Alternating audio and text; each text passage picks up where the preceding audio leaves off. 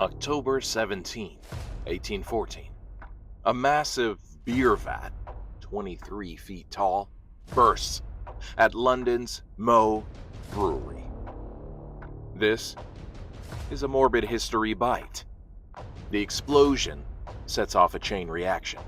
Hundreds of thousands of gallons of beer smash through brick walls and into the streets.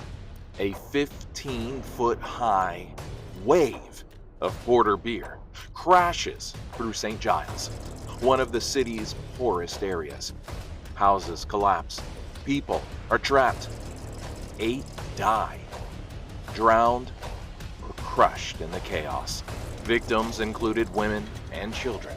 Some were literally swept away in the flood to die.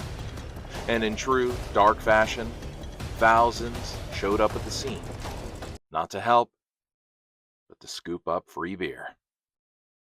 Morbid History is now available as a long-form podcast.